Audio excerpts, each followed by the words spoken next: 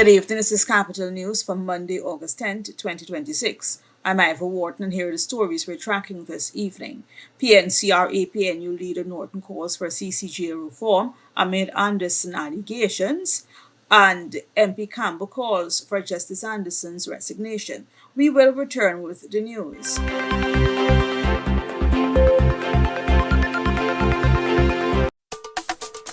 Now you can do more, loan secure, save for a rainy day.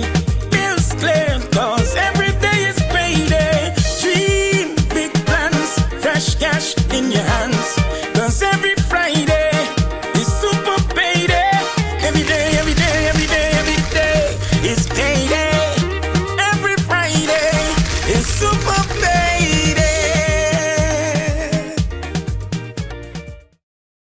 GCOM will be conducting a claims and objections exercise commencing July 1, 2026 to produce an official list of electors, OLE. GCOM has posted the preliminary list of electors, PLE, in all registration divisions across Guyana for you to check whether you are listed and if so, whether your particulars are accurate. If you will be 18 years or older by June 30, 2026 and you are a Guyanese citizen by birth, descent or naturalization, or a citizen from a Commonwealth country living in Guyana for 1 year or more, you are eligible for inclusion in the OLE. If you are eligible for inclusion in the OLE, you are required to apply for registration if your name is not in the PLE. Apply for a transfer if you have changed your address since you were registered. Apply for a name change if you have changed your name, or apply for a correction if your registration particulars are incorrect. Any person whose information on the PLE is incorrect can apply for such information to be changed or corrected. Any person applying for a change or correction to his or her particulars must provide the relevant original source document, birth certificate and deed poll for a name change by deed poll, birth certificate and marriage certificate for a name change by marriage. Divorce absolute in the case of a woman who is desirous of reverting to her maiden name from her married name, birth certificate, adoption certificate, naturalization certificate for correction of minor clerical errors. Visit the GCOM registration office responsible for your area of residence to conduct any of the above transactions. The claims aspect of this exercise will end on Tuesday, July 14, 2026. For more information, contact the GCOM on 225-0278-9 or visit www.gcom.org.gy. Mom, Dad, this is Trevor. Hi. He's no Kieran.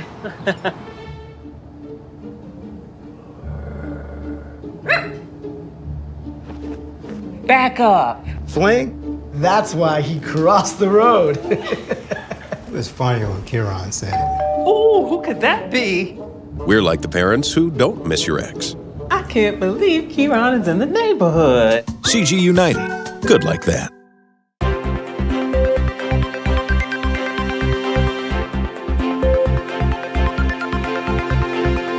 Thanks for staying with us on Capital News.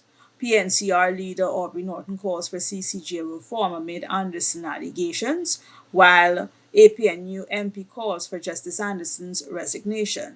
The leader of the People's National Congress Reform and APNU Aubrey Norton has issued a call for reform of the Caribbean Court of Justice in light of recent allegations surrounding President of the Apex Court for several Caribbean countries, Justice Winston Anderson.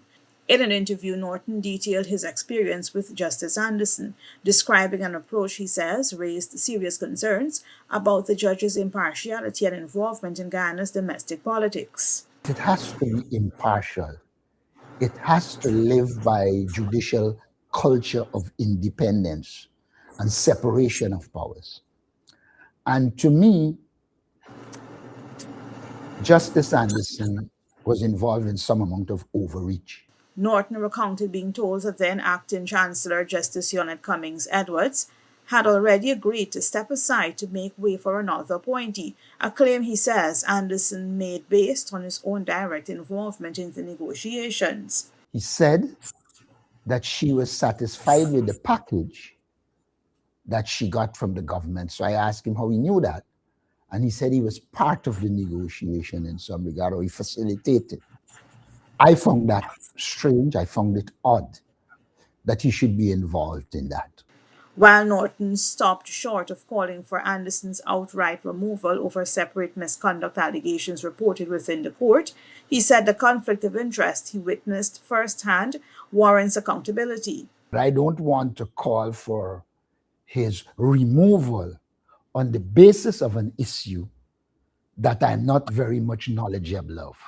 In fact, when I read what is written, the judges themselves call for an internal meeting so that they could discuss the issue and avoid it from arriving at crisis proportion.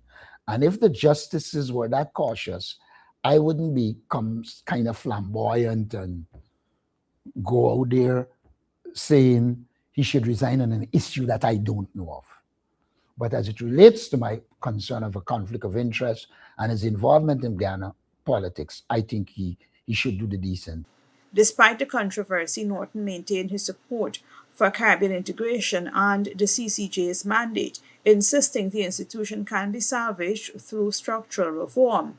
The task is to reform the CCJ so it operates as an independent court and is insulated from governments in the Caribbean so that it can serve the citizens of the Caribbean without them having to worry that they could be bribed, they could be influenced. Norton's comments come as questions mount over Justice Anderson's leadership following reports of internal division within the CCJ.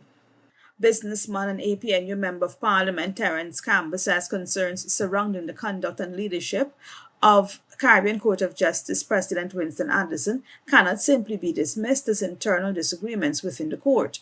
Campbell's statement follows an explosive article published by the Trinidad and Tobago Sunday Express. In a statement issued, Campbell said the CCJ's authority rests on public confidence, that it remains independent and beyond political influence, and that this confidence is now at risk.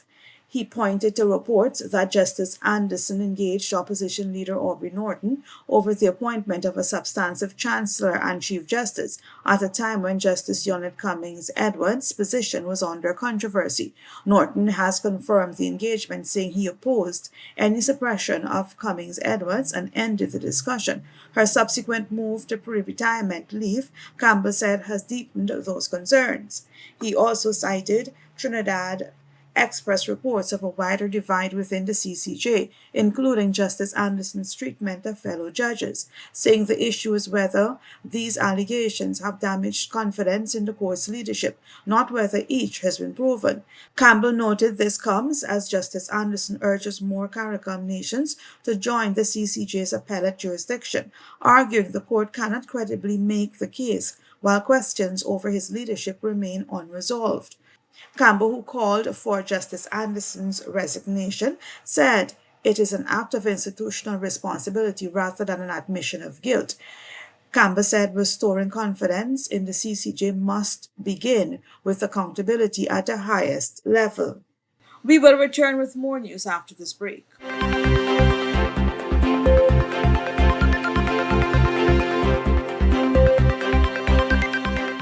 My man Andre. Good night, Anthony. 7 years with the company, and we couldn't do it without Antoine. Happy birthday, dear Alejandro. Happy birthday to you. Who's Angelo? We're like coworkers who don't forget your name. I'm Angelo. CG United. Good like that.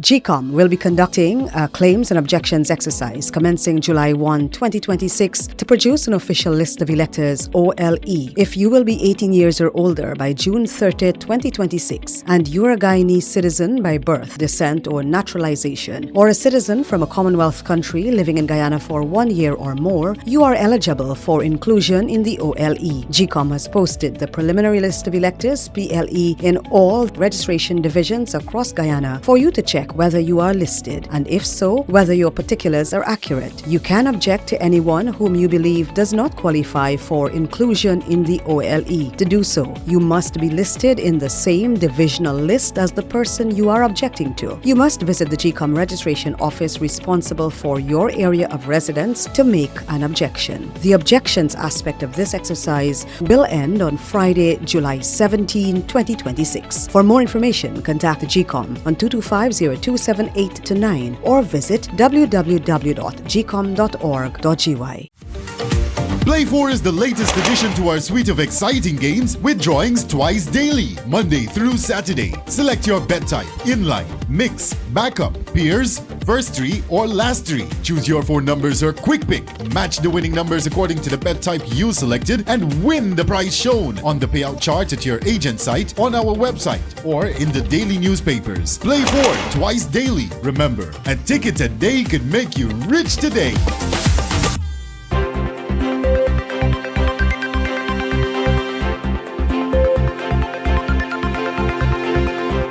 Thanks for staying with us on Capital News. Pedestrian killed after being struck by a car on the Nig public road. Police in Region 6 have launched an investigation into a road accident that resulted in the death of a 42-year-old pedestrian, Ishwarnath Bishram, on the Nig public road on Saturday night. Bishram, a resident of Belvedere Squatting Area, Quarantine Berbice, was struck by a motor car bearing registration number PZZ 1906. Which was driven by a 79-year-old doctor of Wim Village, Quarantine Berbice. According to the police, the car was heading east along the northern driving lane of Nig Public Road when Bisram allegedly walked from south to north across the road and into the car's path. The driver reportedly applied brakes in an attempt to avoid the collision, but the front of the car struck the pedestrian. Bisram sustained injuries about his body and was transported to the Port Moran Public Hospital, where he was pronounced dead on arrival. A breathalyzer test was conducted on the driver, returned a reading of 11 micrograms, below the prescribed legal limit. CCTV cameras in the area will be reviewed as part of the ongoing investigation. A post-mortem examination is also to be conducted on Bisram's remains. Government to make LPG cylinder and regulator standards compulsory. Olinda Poole has this report. The Ministry of Tourism, Industry and Commerce has announced that government has approved 2 national standards governing LPG cylinders and low-pressure regulators, making them compulsory in a bid to strengthen public safety and improve equipment quality on the local market. The move followed consumer concern over LPG cylinders explosion and leaks. The revised standard GYS 264 and GYS 523 were developed by a technical committee including the EPA, Guyana Energy Agency, Guyana Fire Service, GRA, Masse Gas, Guy Gas, and the Competition and Consumer Affairs Commission, following a 60-day public consultation. Among the new requirements, cylinders must meet recognized safety specification, carrying permanent marking, including tar weights and manufacturer date, and be fitted with safety relief devices and protective shrouds. Regulators must be built from LPG compatible material and meet strict performance and testing standards. The Ministry is inviting public comments on the proposed standard until September 30th, with copies available at the GNBS head office and online at www.gnbsgy.org. Reporting for Capital News, I am Olinda Poole. Firearm ammunition found during intelligence-led operation in Kokwani. Police in Kokwani are investigating the discovery of a firearm and ammunition on Saturday. According to a statement issued by the Corporate Communication Unit of the Guyana Police Force, ranks conducting an intelligence-led operation at about 12:30 hours searched an unoccupied concrete structure at Kokwani Airstrip, Upper Berbice River, where they found a black plastic bag containing a Silver Smith and Wesson 9mm pistol fitted with a magazine holding 1 live 9mm round of ammunition.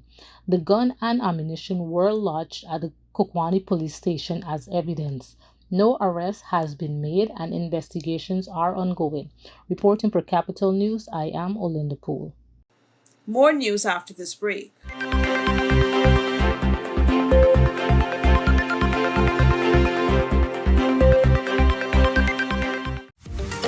Play 4 is the latest addition to our suite of exciting games with drawings twice daily, Monday through Saturday. Select your bet type, inline, mix, backup, peers, first three, or last three. Choose your 4 numbers or quick pick.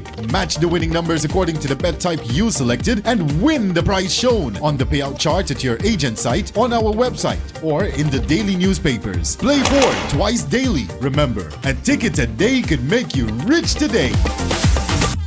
GCOM will be conducting a claims and objections exercise commencing July 1, 2026 to produce an official list of electors, OLE.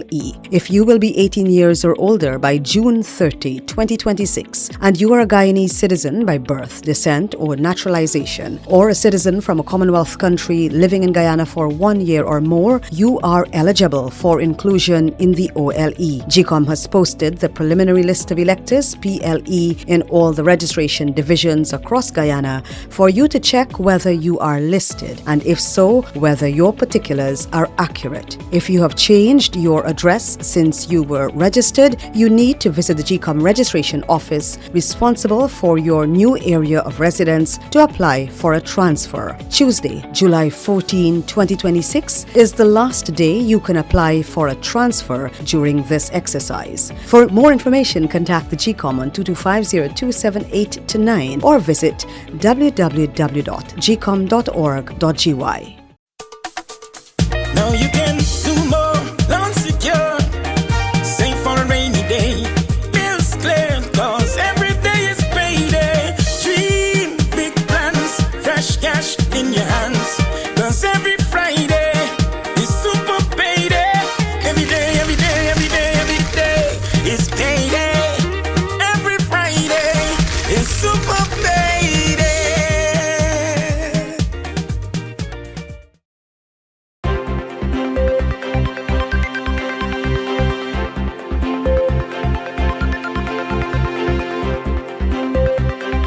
Welcome back. CDB pledges US $1 million to Venezuela Earthquake Recovery Fund. The Caribbean Development Bank has approved a $1 million contribution to CAF Development Bank of Latin America and the Caribbean Fund for the Recovery and Reconstruction of Venezuela, following approval by CDB's Board of Directors. The contribution will support recovery efforts in Venezuela following the devastating earthquakes of June 24th, which caused a significant loss of life, widespread displacement, and extensive infrastructure damages across the country. CDB President Daniel Best said Venezuela has long been a supportive member of the institution, and the bank felt compelled to stand in solidarity with its people during this period of profound hardship. He called the partnership with CAF a model for how multilateral institutions can respond effectively to a humanitarian crisis. CAF Executive President thanked CDB for the historical contribution, saying it will directly support priority recovery efforts and express hope it inspire other partners to join the initiative. CDB's governor for Venezuela called the contribution an extraordinary demonstration of regional solidarity. The fund, established by CAF on June 26, supports emergency responses, rehabilitation of essential services, and long-term reconstructions and resilient building efforts. Reporting for Capital News, I am Olinda Poole. And in the region, regionally, the Caribbean Media Corporation CMC reports that American New York State Assemblywoman Monique Chandler Waterman says she is standing firmly with Caribbean and other immigrant communities amid intensified immigration enforcement by the Trump administration. Chandler Waterman, the daughter of Jamaican and Barbadian immigrants who represents Brooklyn 58th Assembly District, said Caribbean immigrants have made significant contributions to the United States.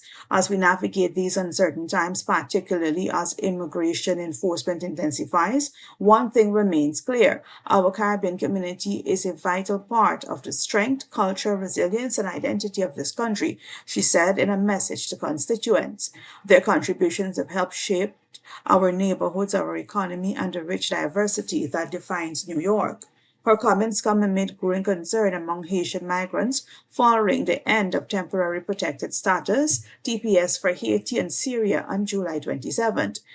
Chandler Waterman said more than 40,000 Haitians in New York, among more than 330,000 people nationwide, face the loss of legal protections and work authorization.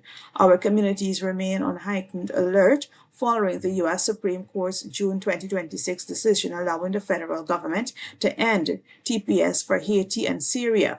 She said, the lawmaker said community organizations, legal service providers, faith leaders, advocates, and government agencies have mobilized to assist affected families. Together with my colleagues and local leaders, we remain committed to ensuring our families have access to reliable information, legal resources, and community support, she said. Chandler Waterman said she's also participating in efforts to encourage U.S. senators to support the S-4814 legislation, she said, would provide protection for Haitian TPS holders. And that has brought us to the end of this edition of Capital News. On behalf of the news team, I'm Michael Wharton. Thank you for staying with us and do enjoy the rest of your evening.